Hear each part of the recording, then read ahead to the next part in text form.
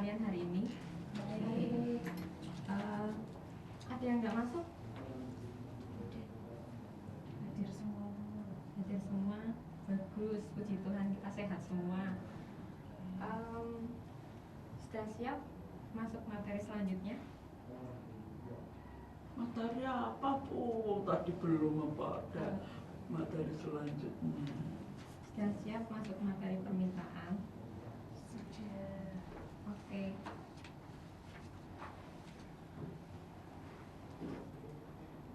Permintaan.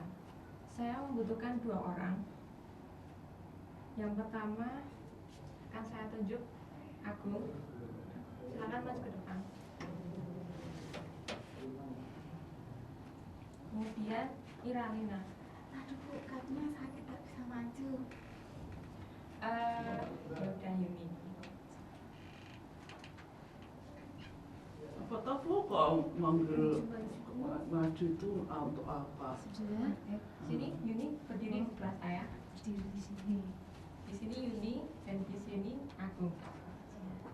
Agung ini adalah seorang penjual beras di pasar. Dan Yuni adalah seorang ibu rumah tangga. Nah, jadi Yuni ini setiap bulan pasti menyisihkan uangnya untuk membeli beras. Misalnya aja pendapatan Yuni itu kira-kira 100.000 per bulan dengan asumsi pendapatannya tetap. Kemudian harga beras kira-kira bulan ini 8.000 per kilo.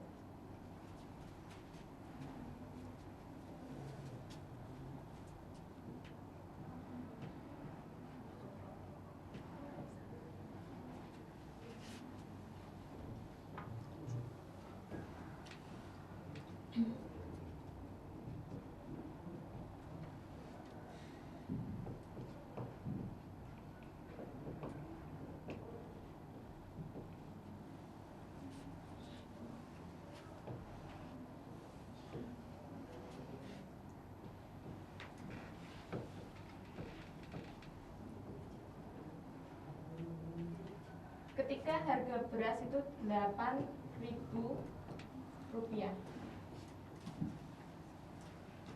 maka Yuni kira-kira akan meminta misalkan 12 kilogram.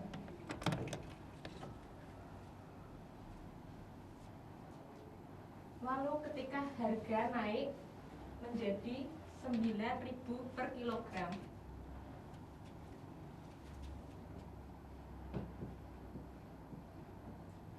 dengan pendapatan yang tetap, kemudian Yuni secara otomatis akan menurunkan atau menaikkan.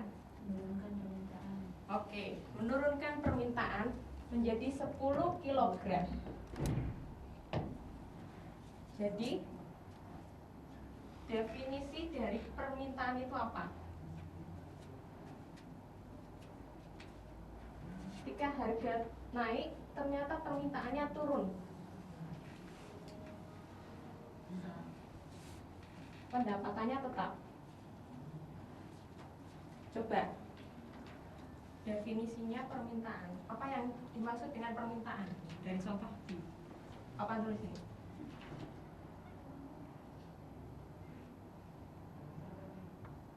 Ada yang punya pendapat? Menurut kamu? Menurut saya, permintaan ialah sesuatu yang harus dipenuhi apabila harga tersebut bertambah, maka permintaannya akan menurun, dan begitu juga sebaliknya. Bila harga itu menurun, maka permintaannya akan bertambah. Seperti itu. Iya. Masih kurang? Ada yang lain? Aku? Jumlah barang atau jasa Iya. yang diminta, jika harga naik maka permintaan turun. Jadi dari 2 jawaban tersebut, pertama kita ketahui bahwa ada barang.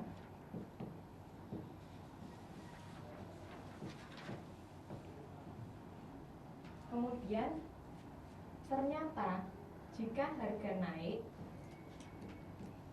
maka permintaan akan turun. Kemudian jika harga turun, maka permintaan akan naik.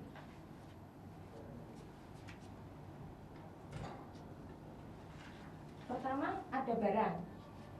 Nah, barang tersebut, barang yang dimaksud itu apa? Beras. Kurang tepat. Jadi ada barang yang Minta. ya diminta. Ada barang yang diminta ketika jumlah pendapatan tertentu.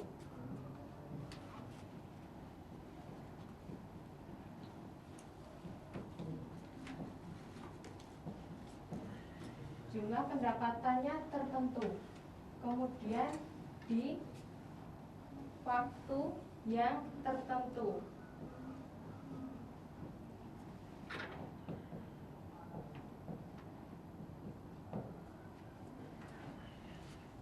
Dan ini jika permintaan naik, jika harga naik, maka permintaan akan turun, dan jika harga turun, maka permintaan akan naik. Yang ini disebut sebagai hukum permintaan.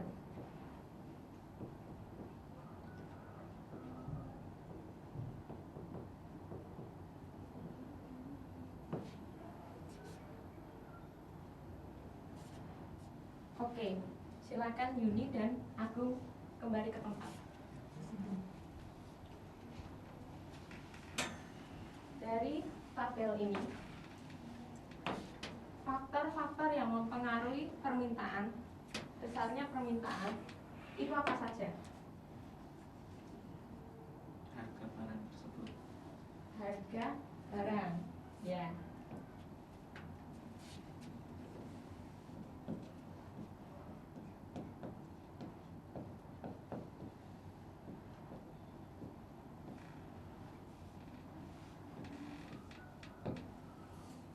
Kemudian, kalau misalnya tadi Yuni pendapatannya itu naik, misalnya dia dapat bonus atau naik jabatan menjadi, misalkan katakan 200, harganya 10.000, maka jumlah barang yang diminta dia akan naik atau turun? Tergantung kebutuhan. Maksudnya kalau daya belinya.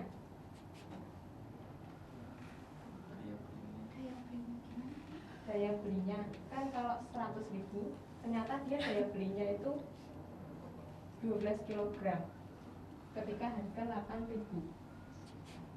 Kira-kira kalau misalnya pendapatannya itu naik 200.000, itu daya belinya itu semakin kuat atau semakin melemah? Makin kuat. Oke, misalkan saja naik menjadi 18 kg. Jadi faktor yang mempengaruhi permintaan itu bukan hanya harga, tapi juga Pendapatan. iya, pendapatan.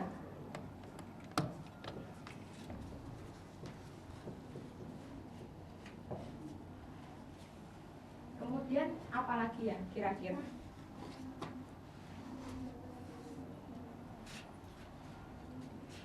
Barang yang diminta. Barang yang diminta. Maksudnya?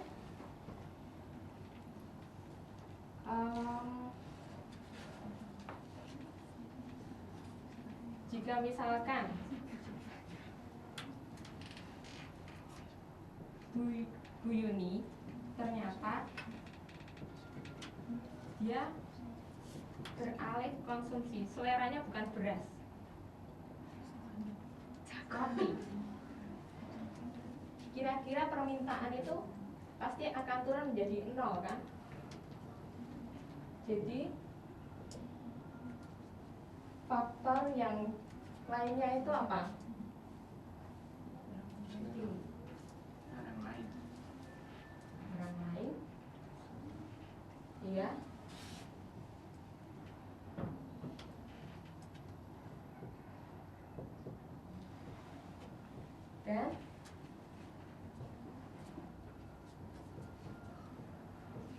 Dan apa? Ada yang lain? Selera. Mm-mm.